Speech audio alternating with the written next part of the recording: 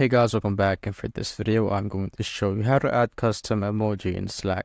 So first, what you want to do is click on any channel that you want, and go to message right here. Let's type in first,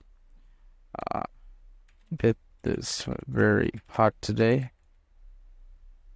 something like that. Then click on emoji, then click on add emoji, and here upload an image. So make sure that there are square images that are under 120 kilobytes, and with transparent background works best. So I'm just gonna name this one first, my emoji. There.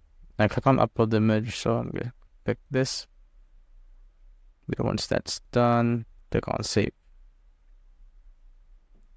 And once this has been added, just click on the emoji button here again, then scroll down to the very bottom.